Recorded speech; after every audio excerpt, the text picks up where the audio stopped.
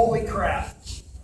His list was so long, it actually doesn't even have the last one on it, because we ran out of stuff. Kyle, what was your freshman record? Didn't have one. What was your sophomore record? It was 1-8. What was your junior record? 15-13. What was your record this year? You don't even know. You know why? I swear, we would seriously say, this is our coaching points to Kyle. You go frickin' fight him.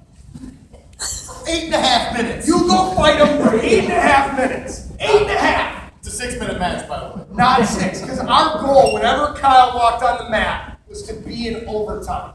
Because we knew he wrestled heavyweight. And we knew that we weren't going to go out and take this kid down and be all slick. We were going to fight this kid. And if this kid weighed 250 pounds, we were in better shape than him. And if we got to the overtime, who wins in overtime, Kyle? We do. We win in overtime. And that's what we did every single time. If we went to the rideouts, we were winning.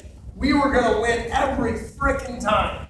How many matches did we watch? All of us, Kyle Vandenbrooks, 8 minutes in, bleeding, looking like an infant, next to an overweight man in a buffet. Swinging his arms, headbutting the kid. And if you ever want the blueprint to how to be successful, when you haven't done it for a really long time, you follow that blueprint right there. He didn't give a crap about anything. He didn't give a crap who they were, what they placed, what they were. He went out and he fought as hard as his 188-pound body would humanly let him do. Every single time. Did he win every time? He had 18 losses. If I would have told any of these guys at the beginning of the year that Kyle Vandenbrooks not only was going to be a state qualifier, but a state placer, we would all have been like, what? And none of us would have been on board. And if we were, we sure as heck would have thought it would have been at heavyweight. Right. You know, at the beginning of the year, our lineups changed so much. At the beginning of the year, Kyle was nowhere in any conversation that had anything to do with heavyweight. Okay? We had some big freshmen, we had some people that didn't come out, we had some stuff like that. We're like, I don't know. And then for a while, we were like, we didn't even know. And then all of a sudden, one day, Kyle's like, well, I can make 215. I'll wrestle heavyweight. And I was like, and Kyle's crazy. He's great. He's nuts in a good way. He literally, and one of the reasons why AV had such a rough beginning of the year is he would look over and Kyle would seriously just go as hard as he freaking could. This kid loses, we got a kid that we have to drink up to heavyweight. You guys know, I don't know if you know that or not. Every time that he made weight, he would check his weight and be like, go drink. He would literally drink 5 pounds of water to make weight. And if he ever made 89, he would never be able to go heavyweight again. That was all that crap at team state when we were screaming at the officials and they brought everybody over. Well, Kyle had never made 89.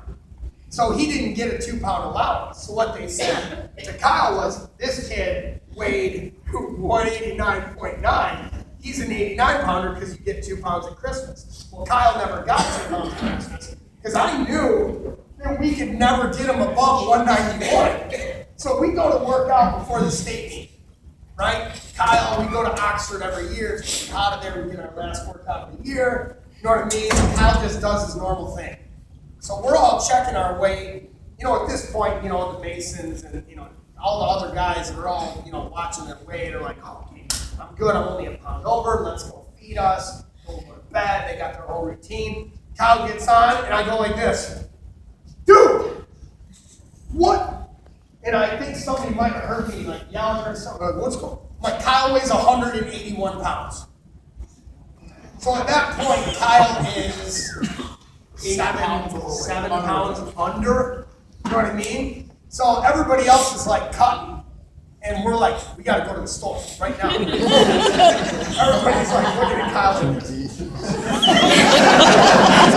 Coach, at one point he's like, I can't drink any more Powerade.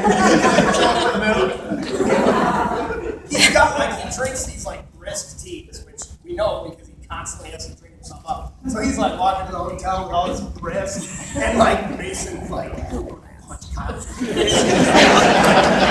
Felix is losing more hair than it's already gone. He's like, get that away from me. So we actually had to put him in the room with the coaches. So he seriously stayed with like 30 damn for the first day, so that like the kids wouldn't have him because he had to drink.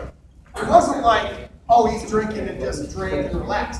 He had to drink himself over. So in the morning, these guys are all doing weight checks, and I'm trying to find a heavyweight to do his make weight check to make sure we're heavy enough. So he walks into the state meet, he dumped out this thing of, was it chocolate milk?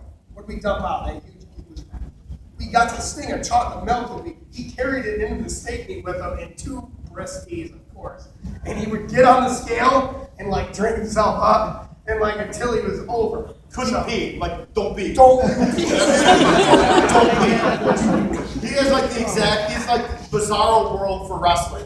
Like these guys would like not eat, then weigh in and crush a bunch of food. Kyle would like crush a bunch of food, and then as soon as he weighed in, he's like, okay, I'm not eating for a while. The opposite of everybody else. What a blueprint of success. I'm going to try as hard as I can every single day. I'm not afraid of anybody. I will fight you right now. Let's go. I mean, we had to reel him in sometimes because you guys would see it. He'd be flailing around. And Probably have more penalty points than anybody. And it was awesome.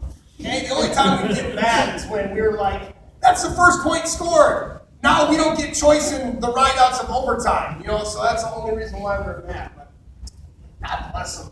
Great story. There were so many, I think, penalty points that didn't get called because the official literally was like, really? You want me to call a penalty on the kid that's 100 pounds less than you?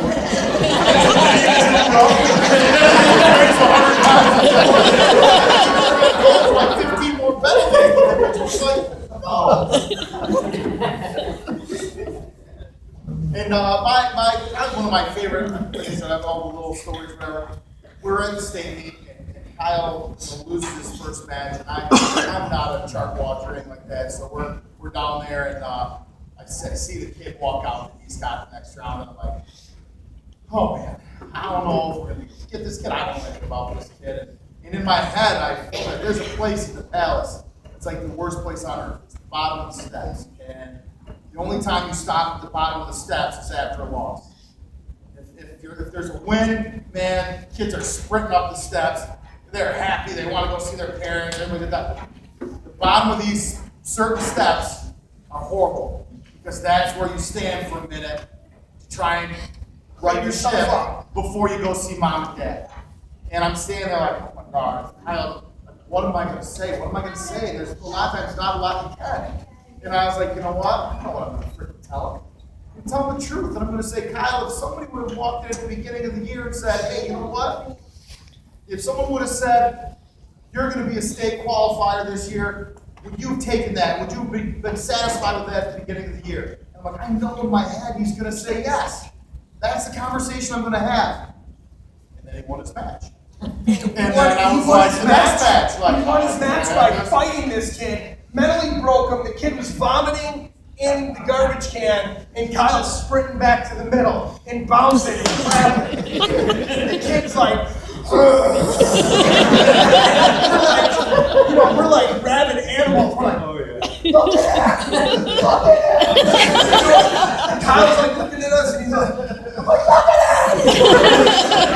So Kyle's a coach after this wonderful coaching. And then he comes out for his next match, and I'm like, all right, this kid's pretty big.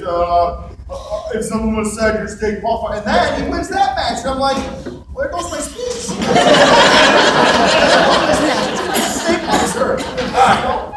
Stories forever. Stories forever. I'm telling you, blueprint for success. Go out, try as hard as you can, fight as hard as you can until you can't fight anymore, and chances are you're going to be pretty dang successful. Help,